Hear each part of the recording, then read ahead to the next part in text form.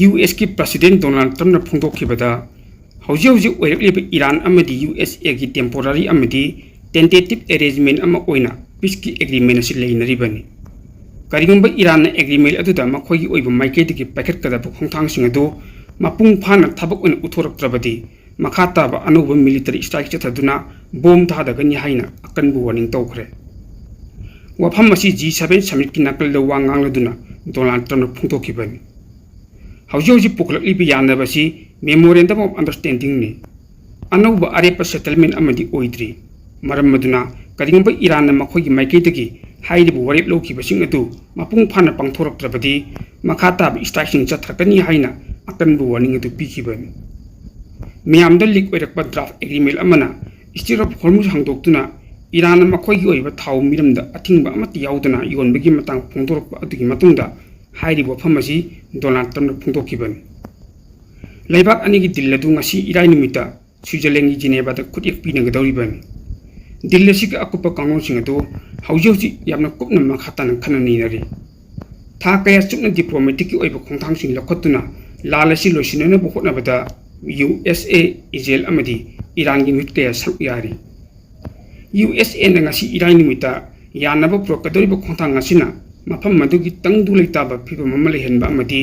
मखाताना Iran के nuclear की मतंगदा worry सानबगी Matang यावरी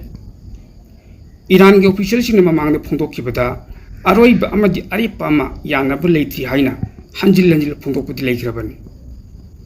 Donald Trump ने मखा तारदुना दिल्ली सिगी मनुंग ईरान की मतकता नोंचुप लेबाकसिंग अमदी यूनाइटेड नेशंस यावना अथिंगबा कया थमजिल्लखिबदु लौथोकदौरिबनी लोइनना ईरान की यामलाबा सेंफम कया मिरमदा लेरिबदु फाजिनदुन थमलबा अदु लौथोकदबनी हाइबी मतंगसु यावरी ईरान की माइकेदगी थबक तौरमसिंग असि मपुंग फाना यानबगी मतुंग इना पाइखलक्तबा तारबदी लेबाक अदुदा अनौबा स्ट्राइक कया लेप्पा लेतन चथरकनी हाइना डोनाल्ड ट्रम्प अकनबु वार्निंग अदु तौखिबनी ईरान USA की यानबा महक पुलबा मतुंग अमदी खुदियक पिनरबा कांदा मखोइना हानदगी थिंजिनदुना थंबा स्टेट ऑफ हॉर्मुज हांगदोक्तुना लेबाक अदुदगी थावगी पोथोक्सिंग अथिंगबा अमत्ता लेतन योनबा यारगनी हाइना लेबाक अनिगी मरक्ति यानगदब वरोलसिंग अदुगी मरम यावबा कॉपी लीक ओइरकपदगी खंगबा ngamle हाइना रिपोर्ट अमना हाइरि यानबदु ngasi इराय निमिता स्विट्जरलैंड की सिटी जिनेवादा ऑफिशियल ओइबा मोंगदा पाकिस्तान मरु ओइबा नेगोशिएटर ओइदुना ईरान अमदी USA न खुदियक पिनगदौरिबनी USA की माइकेदगी ईरानदा मखोइना चथखिबु लालदुन मरम ओइदुना अकायतो कया थोनखिबसिंग अदु नौना सेमगतनबगीदमक्ता यामद्रबदा US डॉलर बिलियन 6 पिनना पोफमसु यावरी लोइनना यानबसिग अरोइबा खुदियक पिबा ओइबा मतमदा USA अमदी यूनाइटेड नेशंस की माइकेदगी ईरान थमलिबा अथिंगबा पुनमक लौथोकपगी वफमसु यावरी अकोनबो वफम असिदा ईरान की न्यूक्लियर प्रोग्राम की मतंगदा मखा ताबा थबकसिंग तौदबगी मतंगसु यावरी हौखिबा कुमजा 2015 दा लेहिबा न्यूक्लियर डील अमदा ईरान मलेंग अतोप सुपर पावर सिंगा यानबा खर पुरखिबनी अदुबु मदुगी मनुंग यावरंबा USA ना डोनाल्ड ट्रम्प अहानबा प्रेसिडेंट ओइरकपा मतमदा एग्रीमेंट अदुदगी मखोइ तोखिबनी अनौबा एग्रीमेंट असिना USA की तोंगान माइकेदगी अकनबा क्रिटिसिज्म कया लाक्पा यारी लोइनना इजराइल की प्राइम मिनिस्टर बेंजामिन नेतन्याहू की माइकेदा चावना निंहन्नबसु फरकदौरिबनी करिगुंबा US अमदी ईरान की मरक्ति यानबदु मपुंग फाना लेखिबा तारबदी इजराइल न लेबानन की मथक्ता हिजबुल्लाह सिंग तखाइबगी थबक तौरमसिंग अदु लेप्पगी फिल्म लेरी अदुबु बेंजामिन नेतन्याहूदी US अमदी ईरान अनी की मरक्ता यानबदु मखोगी मतंगदी कोनसिंदी हाइना फोंदोकपा लेखरे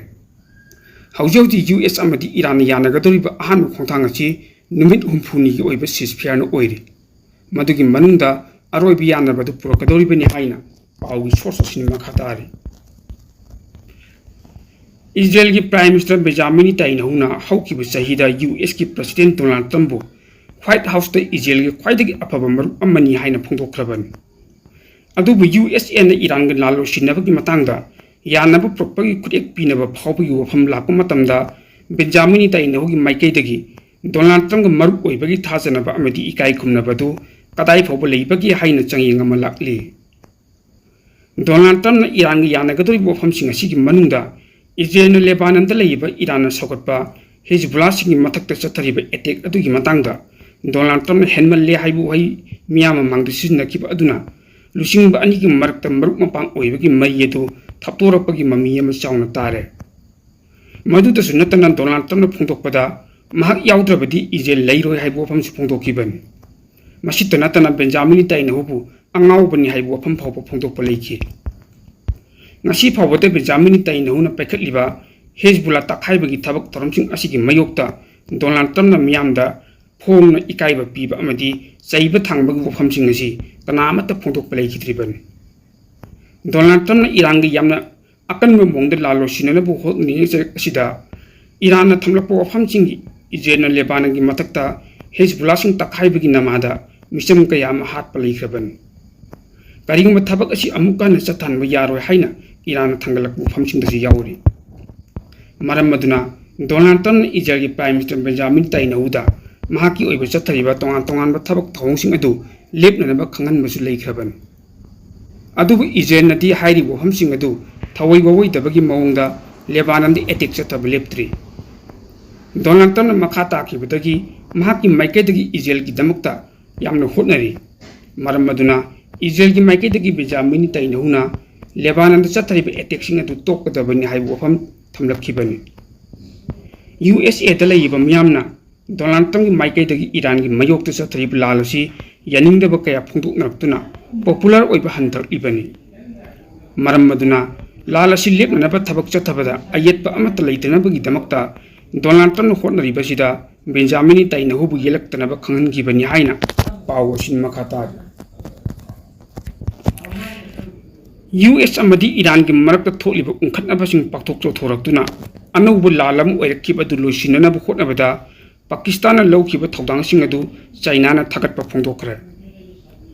China ki Foreign Minister Wang Yi na Pakistan ki Deputy Prime Minister Ishaq Qadar ga telephone ki kuthangda wai sanaduna West Asia ki lalasi losinana ba Pakistan na watim ki babu achobo mai pak amani haina singthaki Laibak ani gi luchingba Iran US Memorandum of Understanding bu tanamna okpaga loinana khongthang asi West Asia da ingtappa amadi tangdu leitaba putnanabagi khongthang marui bu khongthang amani haina phongdokki Maleng ingtappa amadi tangdu leitaba putnabu hotnabada Pakistan lawriba khongthang kayabu China gi Foreign Ministry na singthakibagi loinana Iran amadi US ki marakta diplomacy kuthangda ingtappagi wai sananabu hotnabada Pakistan hotnariba kayabu China na hanbaleitana tembangani haike Maleng oiba sermitlon wangkhat anba energy gi lamda security leihanba amadi Maleng thakta lalol itik tawnabada State of Hormuz hangdokpasi yamna maru oi hainasu lusingba anina phongdokna hi hairi nakalam romda Lebanon da masta holapa matamda kapnaba hengalakpadagi angang saniga nifu hena sigre aduga atai lising ama henbana sokki haina UNICEF na phongdokre matam sangni hingsa gi thodok thoktun lakpasina maram oiraga laibak asigi nahasing sibe hengalakli haina UNICEF na warning piri Cherola mati UNICEF na hai Mars ki tang ani dagi hoji phawbada angang saniga nifu ta sigre aduga chama panga mawdani thoina sokre masigi matakta angang lising hena lanjenaba khudong thiba amadi basic servicing gi khudong chadaba phangbagi kaya mayuknari hingsagi thotosing asina angang lakh tarek ka lising hundaram henbagi puning amadi wakhalda akanba sitheng kaya piri hoji leiba tangdu leita daba phibam amadi bom sing pokhaiduna leiba sina imung mayam amasu mayum hajinba ngamdana lei haina agency sina hairi Lan lepna naba misam sing amadi maruiba infrastructure kaya ngaksen ba amadi awapa nanglaba miyam ki manakta humanitarian organization singna khoro thangba amati yauduna changhanbagi apamba agency na phungdokli Iran amadi United States na Shanti gi Memorandum of Understanding ama nomaijing nimita finalize tawki Lebanon da Israel amadi Hezbollah gi marakta kapna lepna basu MOU atu di yauri atu moinamak Israel gi Prime Minister Benjamin Netanyahu na Ningthokaba nimita press conference amada Lebanon, Syria amadi Gaza Strip Israel gi military na control tawba security zone jing adu mathau tariba makai leigani haina mangjona na photopadi leigrabani Israel na yum sakaisi nimita South Lebanon gi Nabati area da akanba air strike amadi artillery attack kaya chathakre haina Lebanon gi National News Agency na phongdokre Israel gi attack sing aduna maram oiraga Navadi Al-Foka area Thangnaba town buffer kebit amadi tongan tongan mafam kharada bom pokhaibagi thodok kaya taki operation adugi matangda Israel Defense Force singi maikaidagi khutakki oina karimata phongdorappa leitri Lebanon da Hezbollah amadi Israel gi markta kapna busulo singani haina thajanariba US Iran shanti gi memorandum of understanding ama lokthokhrab matungdagi kha thangba Lebanon da hingsa hanthakli haina miyam thajaribani adumoinamak memorandum of understanding lokthokhrab matung Israel na kapata yamdrabada mi manga sikri haina agency na hairi Lebanon yauna lanpham punamakta lan lepna na pandamda US Iran gi memorandum of understanding ama handakta finalize tawraba phawbuda laiba popo nimita Lebanon da Israel gi military activity sing makha chathari kha thangba Lebanon da Jazin district da Brian area da matai oi mafam singda akan ma target tawduna Israel na artillery shell kaya kapsinki Bin Jebel district da Hadathi Harris lambida ben mata Israel gi drone man attack tawki haina Lebanon gi national news agency na hairi Nom kandraba matungda Beirut amadi nongpok thangba Lebanon gi balkepta Israel gi rigmai sense drone singna nemna paiki haina news agency sin makhata na phudukle atopa pawmana China na lothokhiba amagi matung ina lana sokhalaba Iran amadi Lebanon da anuba round gi oiba mateng gi problem sing piduna rehabilitation amadi reconstruction gi thab yawgdawri Beijing da pangthokpa hanadagi chatnalaba media briefing amada wangang laduna China gi foreign ministry wangang loi Linji yana thamkhibada China lengang Iran amadi Lebanon da anuba humanitarian aid sing adu pinanabagi wai lawre athuba matamda hairi mafam sing aduda mateng gi problem sing asi yohonanaba thabak pekhatlagani hairi wangang loi aduna pigi dori mateng sing adugi matangdadi kayam yama value amadi kayam yama senpham gi package oigi dori bunu haibi matangdadi wafam amata phongdorokpa leikide linna makhata aduna China na matam punamukta lana sokhallaba lebaksingda awa ana taraba mafam adugi miyosing adu maruina middle east gi mafam singda leptana hingbuda changba problem sing gi mateng pidunu lakle Sahi asigi March thada China na emergency gi oiba problem kaya amasu Iran amadi regional gi oiba tension amadi security gi challenges kaya mayukna khibaleba kaya da mateng piki Haiba khongthang asi China gi maikaidigi oinadi khwaidigi awangba thakta makhatan paikhatkini hairi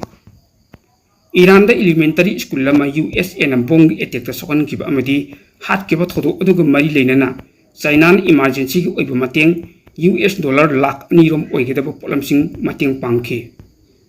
China gi maikaidigi lawthokhiba asi USA amadi Iran gi marakta matam sangna lan soknaba matung loisinbagi phibam ama laklingi marakta hairi bo phamaji phongdorokpani nimichama ga sukna tarit ni hena khut thokna khiba aduda malim gi oiba energy gi market ta chaung akaiba kaya pikhi loinana hairi mafam sing aduda geopolitical gi oiba tangdu leita daba phibam amasu lehin ki haina pawo sin makhatari